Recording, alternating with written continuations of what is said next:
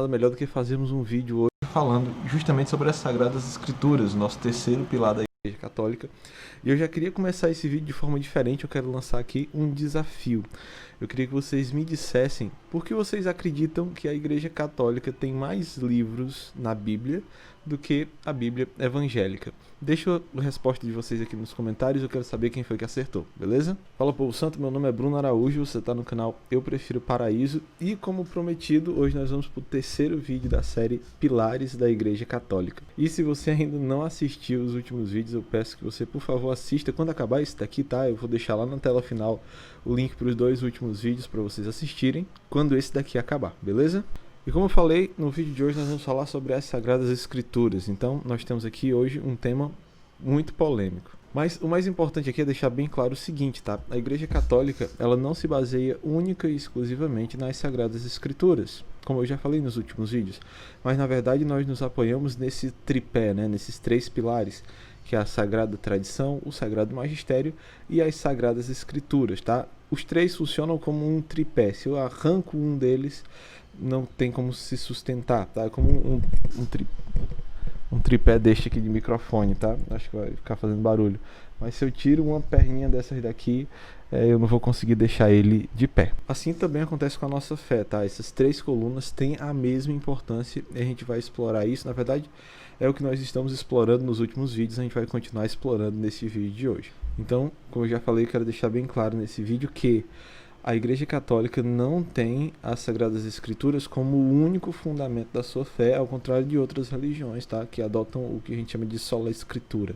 Tudo bem? A Igreja Católica utiliza também a Sagrada Tradição e o Sagrado Magistério. Os motivos para isso, gente, eu já deixei claro nos últimos vídeos, então eu não vou explanar tanto aqui, tá? Hoje o vídeo é focado nas Sagradas Escrituras. E aí eu queria começar fazendo algumas perguntas e tentando respondê-las, tá? E a primeira pergunta de hoje é: quem escreveu as Sagradas Escrituras, né? Quem foi que escreveu a Bíblia? E para isso eu queria utilizar um documento da igreja chamado Dei Verbum, tá? Esse documento ele está disponível no site do Vaticano, né? E qualquer pessoa pode ter acesso a ele. Inclusive algumas traduções da Bíblia vêm com o Dei Verbum logo no comecinho, né? As editoras adicionam para poder facilitar o teu entendimento e o teu estudo das Sagradas Escrituras. Por quê? Porque o Dei Verbum fala a respeito do Verbo de Deus, ou seja, da revelação divina e de como essa revelação aconteceu. E por isso eu escolhi esse documento, né, como base para responder essa pergunta, né? Quem escreveu as Sagradas Escrituras? Quem foi que escreveu a Bíblia? E o Dei Verbum deixa muito claro que a Bíblia foi inspirada por Deus, foi inspirada pelo Espírito Santo. Ou seja, a terceira pessoa da Santíssima Trindade logo foi inspirada por Deus. As Sagradas Escrituras têm Deus por autor. O autor de todo o conteúdo das Sagradas Escrituras é o próprio Deus, porque foi Deus quem inspirou todos esses escritos. No entanto, Deus escolheu utilizar de homens, de pessoas, né? De homens como eu, como você. Logicamente, Deus escolheu e serviu-se de homens para poder escrever aquilo. Mas aquelas pessoas escreveram aquilo que Deus queria, né? Aquilo que Deus a inspirava a fazer com a ajuda do Espírito Santo. Portanto, antes de qualquer coisa, para nós entendermos, as Sagradas Escrituras têm o próprio Deus por autor, né? Claro que foram várias pessoas que escreveram, né? Foi escrita a várias mãos, no entanto, todos foram inspirados por Deus. E isso faz a gente começar a refletir sobre um assunto, tá? Uma vez que as Sagradas Escrituras têm Deus por autor, que Deus utilizou de pessoas, de homens, inspirados por Ele para escrever, então nós também precisamos ler as Sagradas Escrituras com um profundo estado de oração, tá? É necessário que nós, ao abrirmos a Palavra de Deus, a gente esteja em profundo estado de oração para poder interpretar aquilo que foi inspirado por Deus, escrito por mãos humanas, mas inspirado pelo próprio Espírito Santo. Segunda perguntinha: quais livros compõem as Sagradas Escrituras? Ou seja, quais são os livros que compõem a Bíblia? E aqui eu quero falar a respeito da Bíblia, logicamente católica, tá? Afinal de contas, esse é um canal católico. E nós podemos falar aqui que a Bíblia católica, ela contém 73 livros, tá? Esses 73 livros são divididos em dois grandes blocos, né? O bloco do Antigo Testamento e o bloco do Novo Testamento. Bem, ao todo, nós temos 46 livros do Antigo Testamento e 27 livros do Novo. Eu não vou falar livro por livro aqui, para não me deter muito e para esse vídeo não ficar muito comprido, muito longo, mas eu vou deixar aqui embaixo na descrição o link para uma postagem que eu fiz lá no meu blog chamado Como Ler a Bíblia do Zero, e lá eu especifico cada um dos livros e onde eles se encaixam dentro do cânon das Sagradas Escrituras da nossa Bíblia Católica. Outra coisa, tá? Inclusive esse post eu deixo isso bem claro, que a Bíblia, ela é como se fosse uma biblioteca, tá? A gente tem 73 livros, claro, não é uma biblioteca, porque uma biblioteca, em teoria, ela aceita livros novos com frequência. Já a Bíblia não, né? Nós temos um cânon fechado que não aceita novos livros. Mas, por fins didáticos, tá? Pedagógicos, assim, para a gente entender melhor, a gente pode comparar assim, a Bíblia a uma biblioteca. E como tal, assim, ela não pode ser lida. Vamos parar e pensar um pouco, tá? Se você entrar hoje em uma biblioteca, você não vai começar a ler do primeiro livro da prateleira até o último, né? E assim, também não é a forma aconselhada de se ler as Sagradas Escrituras, né? Tem gente que começa tentando ler de Gênesis até Apocalipse e acaba se frustrando no caminho, acaba desistindo de ler o resto da Bíblia, justamente porque tem uma linguagem bem diferente da nossa, tá? Da nossa época. Então assim, eu recomendo que, se você deseja, tem o interesse de estudar as Sagradas Escrituras, cria um plano de leitura para você. Inclusive, eu dou dicas a respeito desse plano lá na postagem do blog que eu acabei de falar, que vai estar aqui embaixo na descrição. Vale a pena você dar uma conferida. Por que a Bíblia Católica tem mais livros do que a Bíblia Evangélica? Ou a Bíblia Protestante, no caso, né? E eu deixei o desafio logo no comecinho do vídeo. Eu gostaria de saber quem foi que respondeu. Se você ainda não respondeu, dou um tempinho para você ir lá, deixar o teu comentário e explicar o porquê, na sua opinião. E aproveita também para já deixar um like nesse vídeo aqui e compartilhar também, tá, gente? Ó, assim, parece pedância, né, de youtuber e tudo, mas assim, vocês não sabem o quanto isso ajuda a espalhar a palavra, a evangelizar mais pessoas e a levar um pouquinho do conhecimento a respeito da nossa igreja, da Sagrada Escritura, para outras pessoas. E se você ajuda divulgando esse canal, você tem os mesmos méritos das pessoas que evangelizam. Então, o mesmo mérito que eu tenho gravando aqui, você tem também ao compartilhar ele com outras pessoas. Então, aproveita esse tempinho agora, esse espaço, vai lá, deixa teu comentário, deixa um curtir também, se inscreve no canal se ainda não é inscrito, ative inclusive os sininhos lá de notificação. Estamos juntos. Bem, agora falando por que a Bíblia Católica tem mais livros do que a Bíblia Protestante, né? E, gente, isso aqui é um assunto de muita polêmica, né? Muito se fala a respeito disso, mas vocês vão ver que acaba sendo algo bem simples, tá? E, inclusive, se você já assistiu os outros vídeos dessa série, com certeza você já está assim, começando a compreender isso com a visão mais ampla de tudo, né? De como funciona. Mas, basicamente, eu vou tentar assim, resumir a história para que fique bem claro para todo mundo. Primeiro de tudo é que o cânon das Sagradas Escrituras, esses 73 livros que nós temos na Bíblia Católica, né, nós temos, se não me engano, 6 livros a menos, 7 livros a menos, na Bíblia Protestante, esse cânon não nasceu da noite para o dia, tá? Essa lista de livros não nasceu da noite para o dia, ela não desceu do céu, pelo contrário. Levaram-se anos para que pudesse definir, né, discernir quais são os livros que entrariam na lista do cânon sagrado, das Sagradas Escrituras, né? Quais são os livros que vão compor a Bíblia. Foram anos e anos, séculos e séculos, concílios e mais concílios, para chegarmos nesse índice que nós temos hoje, tá? E detalhe, gente, antes de eu continuar, se a gente pegar o Novo Testamento, né, os 27 livros do Novo Testamento, todos são iguais, tanto na Bíblia Católica quanto na Protestante, tá? Em ambas, nós temos a mesma lista de livros, o mesmo índice, tá? O mesmo cânon. A diferença acontece apenas nos livros do Antigo Testamento, tá? Como eu falei para vocês, na Igreja Católica, nós consideramos 46 livros, né? Na Bíblia Protestante tem um pouco menos. E aí você me pergunta, mas Bruno, por quê? A igreja adicionou outros livros? Ou foi a igreja evangélica que tirou? O que é que aconteceu? E aqui a gente vai tentar elucidar isso aqui de forma bem resumida, bem prática. Isso acontece por um motivo lógico, tá, gente? Primeiro, na época de Jesus, na época que Jesus viveu e teve a sua vida pública aqui na Terra, viveu com seus discípulos e tudo, ainda não existia um cânon, um índice de escritos sagrados para os judeus. Os judeus não tinham isso. Tanto é que existiam muitos outros livros, e era comum que em algumas sinagogas tivesse uma lista de livros, em outra sinagoga tivesse outros, e assim por diante. Inclusive, assim como existe hoje o livro de Salmos, né, existiam os Salmos de Salomão, existia uma infinidade de outros livros, e ainda não existia um consenso de quais livros eram de fato inspirados por Deus e quais não eram, tá? No entanto, ali na mesma época em que os apóstolos começaram a evangelizar, na primeira geração de cristãos, existia a grande biblioteca, né, a Biblioteca de Alexandria, e eles tinham a ambição de ter todos os livros do mundo. Então eles reuniram 70 rabinos judaicos, né, judeus, e pediram para eles escreverem esses escritos sagrados para o grego, porque na época a língua deles era o hebraico, né?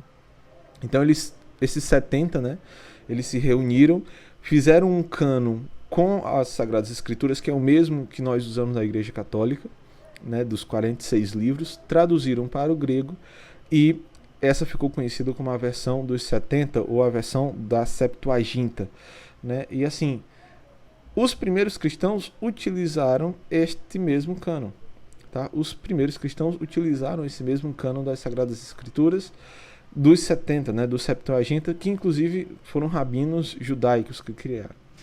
No entanto, alguns anos seguintes, né, isso quando os primeiros cristãos já estavam consolidados, inclusive, os judeus acabaram mudando o cânon das Sagradas Escrituras e adotaram alguns critérios que nós chamamos de critérios nacionalistas, né? Ou seja, são critérios que não têm muito a ver com espiritualidade, mas tem muito mais a ver, por exemplo, com um dos critérios, por exemplo, era que obrigatoriamente o livro teria que ter sido escrito em hebraico, né, e não em outra língua. Outro exemplo é que ele precisava ter sido escrito dentro de uma delimitação de terra específica, né? Se fosse escrito fora desse lugar, não era tido como escrito sagrado.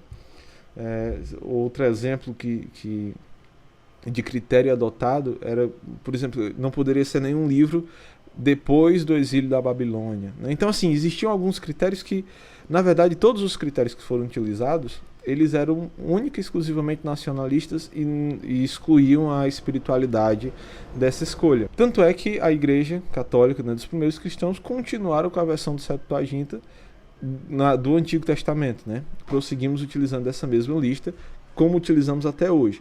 No entanto, a Igreja protestante, né, lá na época de Lutero, eles resolveram adotar uma versão, um cânon diferente do que nós utilizávamos. E eles adotaram esse cânon judaico com critérios nacionalistas, né? E essa basicamente é a única diferença entre o cânon das Sagradas Escrituras da Bíblia Católica para a Bíblia Evangélica Protestante, tudo bem? Falando agora sobre o Novo Testamento. Como eu já falei, a Igreja Católica adotou a versão do Septuaginta, né, da Septuaginta, dos 70, para o Antigo Testamento. No entanto, o Novo Testamento ainda não tinha sido escrito. Lógico, né? Porque a Igreja começou logo ali depois que Jesus ressuscitou e subiu aos céus. E os primeiros livros do Novo Testamento só começaram a ser escritos 50 anos depois, né? Quando começaram a escrever os primeiros evangelhos. Então a igreja ainda tinha o papel de selecionar quais são os livros que são considerados inspirados por Deus, inspirados pelo Espírito Santo, para compor o Novo Testamento. E os 27 livros escolhidos pela Igreja Católica são os mesmos que as igrejas evangélicas e protestantes continuam utilizando até hoje. E detalhe, gente, a igreja levou séculos para discernir isso, tá? Não foi da noite para o dia, pelo contrário, levou séculos para discernir. Só para vocês terem uma noção, existiam pelo menos outros 11 evangelhos. Outros 11 evangelhos, né?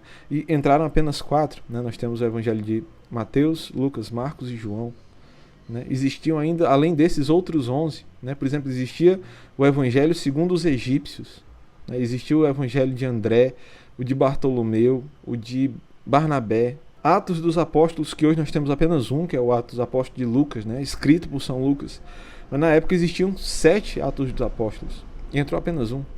Apocalipse, o Apocalipse, nós temos o Apocalipse de São João, mas na época existiam 3 Apocalipses. Então, assim, foi papel da igreja selecionar quais são os livros que de fato são inspirados por Deus e que entrariam no cânon das Sagradas Escrituras que nós temos hoje.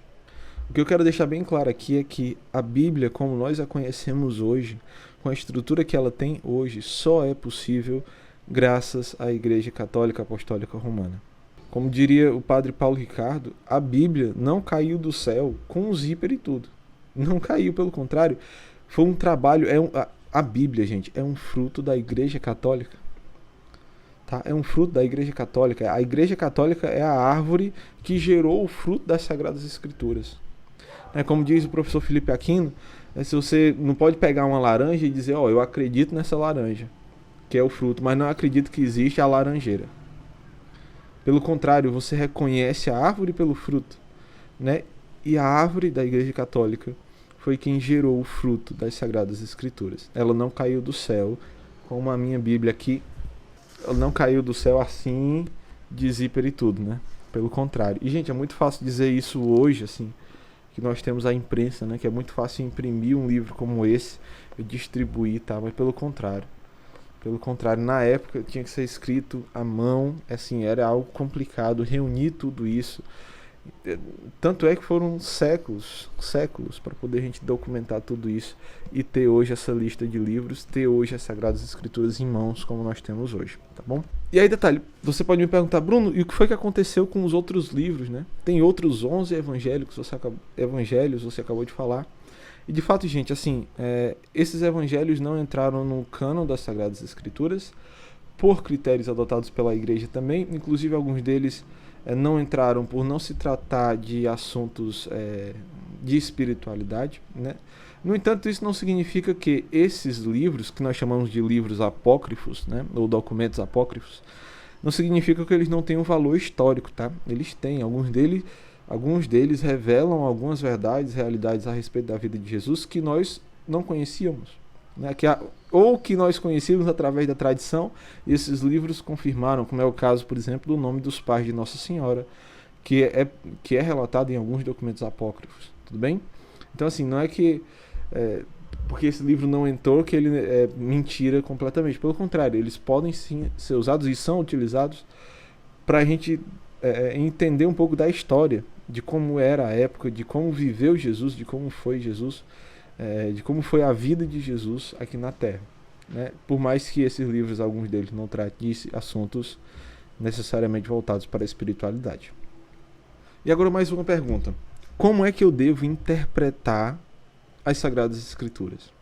E, gente, primeiro, né, se a gente for olhar o documento que eu falei logo no comecinho, que é o Dei Verbum, e outros, tá? O próprio Catecismo da Igreja Católica, enfim, diz que Deus confiou ao magistério da Igreja, ou seja, ao Papa, os bispos, os padres, o papel de interpretar e ensinar ao povo as Sagradas Escrituras. Isso por muito tempo gerou muita polêmica, tá?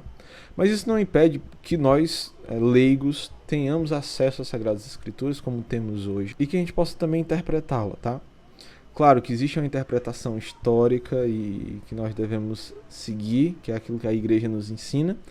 No entanto, sempre que nós formos ler as Sagradas Escrituras, é necessário que a gente leia, como eu já falei no começo, em profundo estado de oração, mas também observando as duas dimensões das Sagradas Escrituras, que é a dimensão histórica, né, a dimensão literal, que é aquilo que as palavras literalmente estão dizendo, né, e também o sentido espiritual, porque Deus tem a capacidade de falar, de comunicar conosco através da história, né, diferente do que de nós, seres humanos. Seres humanos, nós conseguimos comunicar as coisas, falar com as pessoas, nos comunicar através única e exclusivamente das palavras. Mas Deus, ele tem o controle sobre a história e por isso ele fala conosco também através da história. Então, sempre que a gente for ler as Sagradas Escrituras, nós precisamos buscar sempre esses dois sentidos, né? O sentido literal e o sentido espiritual. Sempre que a gente lê, é importante que a gente faça duas perguntas, né? O que é que esse texto, o que é que essa palavra diz, né? Ou seja, qual é o sentido literal, o que é que está dizendo de fato, e o que é que aquela palavra me diz, né? O que é que Deus me fala com essa passagem, com essa história, né?